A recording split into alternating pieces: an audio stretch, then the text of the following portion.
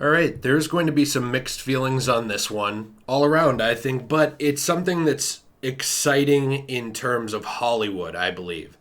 And that's that the Zack Snyder cut of the Justice League has been officially announced for HBO Max for 2021. Now, I've seen like different prospective dates floating around about it being late 2021, but I don't actually have the exact date. It doesn't really seem like anybody does. And in fact, some of the information on this cut is not even finalized in terms of Warner Brothers, it appears. So I'm going to cover this like very briefly and try to go over like why this matters and just what I think about it. Of course, this came out on the one day other than Sunday that I take off from uploading to the main channel. So if you want to see more information about what will be in the Snyder Cut, we'll cover a couple of things, but I will link back to previous, earlier, more in-depth videos that I just don't have time to do today. Because for once, Jay is not a day late to the news, and that's something worth celebrating in and of itself. So the Snyder Cut has really been this weird thing in Hollywood for a long time. Justice League, just to briefly recap for you, was originally directed by Zack Snyder, then he was pulled from the movie, reportedly, allegedly, and during that time he actually said that he was stepping down because of what happened with his daughter, which was that she took her own life, which really sucks, and honestly that's one thing too I really want to mention quickly. This is where sort of a lot of toxicity, and I hate that word, but it really does describe what this was, started to actually pervade the DCEU fandom here. Because back when that happened, I already saw people like mocking his daughter and saying things like, oh, I'm so glad he's off the movie, like, and all this stuff, like when this was happening. And I gotta say, like, if you care that little about human life and that much about a movie, you're probably a sociopath. You're not somebody I would want in my life, that's for sure. But that was absolute insanity to me. And that also really did fuel this movement a little bit too, was the vitriolic attacks on Zack Snyder. Now, before I sound like I'm a hardcore Snyder Cut supporter, I'm actually not. And before the hardcore Snyder Cut supporters get really butthurt about that, just hear me out. I want to see this movie. I want to see the Snyder Cut. I do think that there, however, has been a lot of weird anger on both sides of this issue. I think that the people in strong support of the Snyder Cut, not always, but a lot of the times there's examples of them just going off, getting absolutely triggered if anyone even insinuates that something like Batman v Superman isn't perfect, or that they maybe have a problem with Man of Steel. You don't really see this like over defensive nature with something like the MCU, which doesn't make it better. It's just weird how angry Snyder supporters are about this film, about the way that his films are perceived, and about the way people feel about them. On the other hand, I've seen people mad that this is being announced and being released, and I don't really fully understand that either. This is not being released for the fans, in my opinion. And why do I say that? Now, this is really something that is going to draw a lot of eyes to HBO Max. Which, by the way, who actually cared about HBO Max before today? I know I didn't. I wouldn't have gotten it. I don't really even care that much about Game of Thrones, to be completely honest with you. And if I did, it's pretty dang cheap to buy on Blu-ray and 4K and all these other formats and just own it in HD.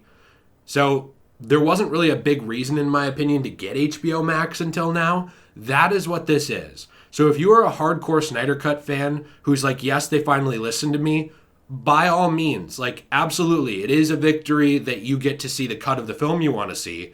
And the pushing of this issue is what showed them that this would be a big draw. But they did this to make money. They did this to get people to subscribe to HBO Max. And I think that is worth noting. This is not a free charity case like, you're right, we were wrong, here you go. This is to take your money. As long as you realize that, there's nothing wrong with this. On the other hand, people who are really upset that this is like awarding toxic fan behavior, this is not awarding anything. This is to take those fans' money.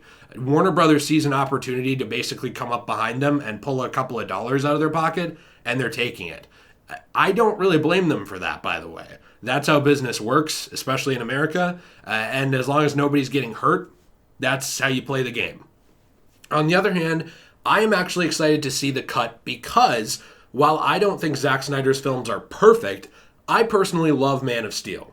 It's probably up there I don't know where it would be, but it's for sure in my top 15 favorite live action superhero movies. It's very good. I don't really know why Man of Steel gets the hate that it gets. I love it. But I don't think BVS was perfect. I think that was an overstuffed film.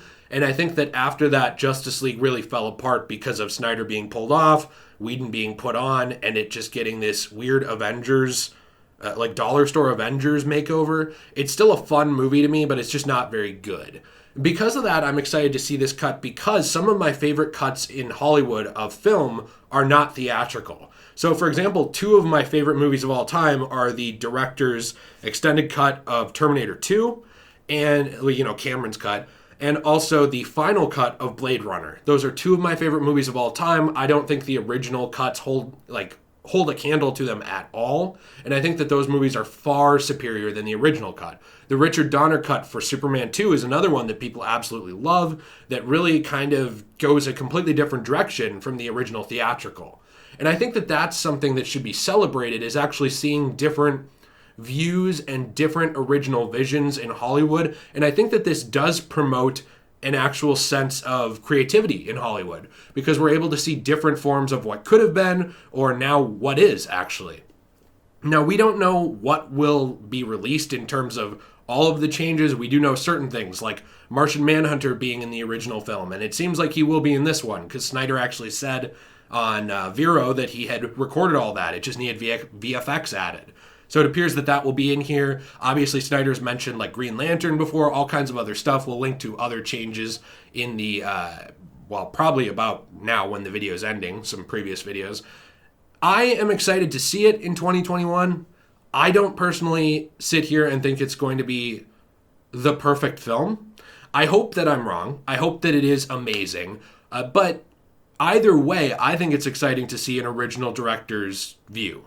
I think that the way that this whole situation was handled was poor. I do think it's too bad that people who like collecting these movies physically, you're either not going to get this or not going to get this for a long time because this is going to be used to push HBO Max. And I do wonder if this is a bit of a bad precedent in some ways of like films being recut for streaming services just to take your money. I don't know.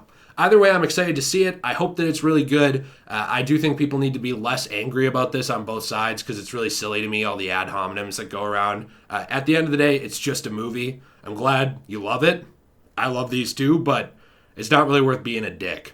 So anyway, hope you have a great day. Let me know what you think in the comments down below. I'm going to end this here versus dragging it out, and I'll see you in the next one.